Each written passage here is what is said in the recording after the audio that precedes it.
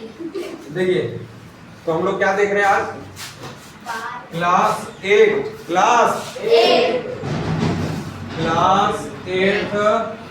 Maths और 2.4 है ना। क्या देखने वाले हैं?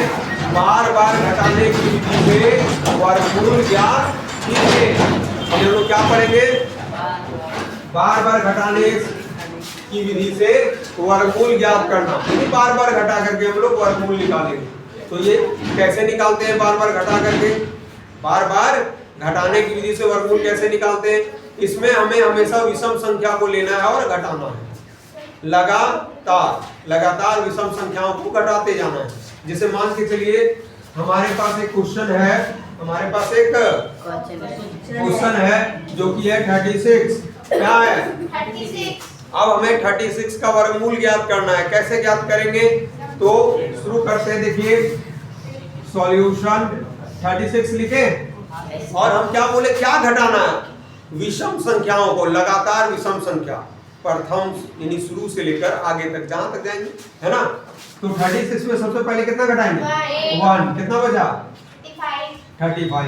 अब 35 में हमें क्या घटाना पड़ेगा पता है? 1 के बाद कौन सा विषम संख्या आता है? 3।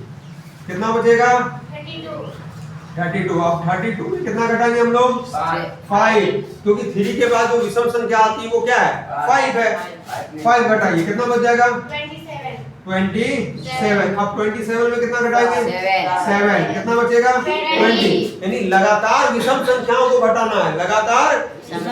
और हमें कब तक घटाना है? जब तक 0 ना आ जाए। क्या ना आ जाए? 0। जहां 0 आएगा प्रक्रिया समाप्त, यानी आंसर हमें मिल गया।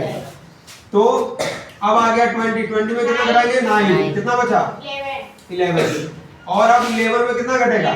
क्या आ गया? 0। यानी ये प्रक्रिया यहाँ पे समाप्त हो गई, क्योंकि 0 प्राप्त हुआ। क्या प्राप्त हुआ? 0। यानी हमें 0 मिला, यानी ये प्रक्रिया क्या हो गया? समाप्त हो गया। अब तो लिखेंगे इसलिए √36, यानी 36 का वर्गमूल निकालना है ना। वर्गमूल मतलब जड़, यानी इसकी उत्पत्ति कहां से हुई? 36 का। तो गिनो 1 2 3 4 5 6, यानी आंसर कितना हो गया? 6। कैसा है? है ना। अब दूसरा क्वेश्चन एक और देखिए। जैसे हमें निकालना है 121 का। किसका? 121 का।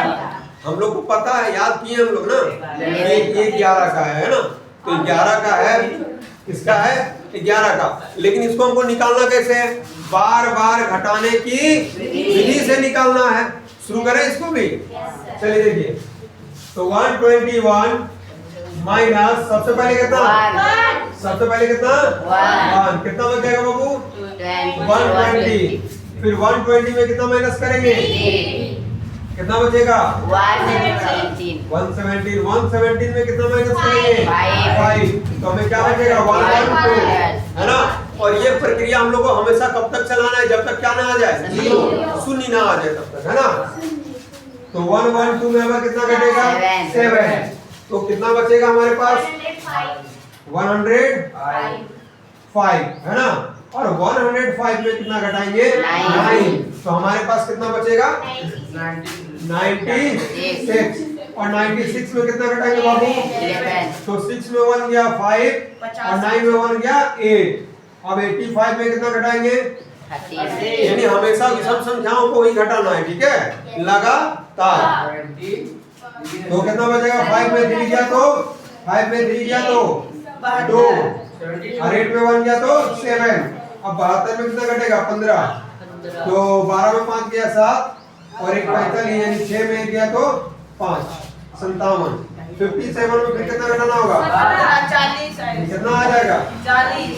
और फिर 40 में 19 घटाना होगा। कितना बचेगा? 21 कि 9? कितना बचेगा? 21। और 21 में फिर 21 घटाएंगे, क्या आ जाएगा? 0। और जब 0 आ जाता है तो वो प्रक्रिया समाप्त हो जाता है। अब हम ऐसे लिखेंगे, हमको किसका निकालना था? 121 का। तो √121, इसलिए 121 का वर्गमूल यानी इसका जड़, इसका उत्पत्ति, जन्म कहां से हुआ है? अब काउंट कर लेते हैं। 1 2 3 4 5 6 7 8 9 10 11, यानी आंसर समय में आ गया। चलिए नोट डाउन करिए। ये हो जाएगा सर सेव कर दे। जब बोलते नोट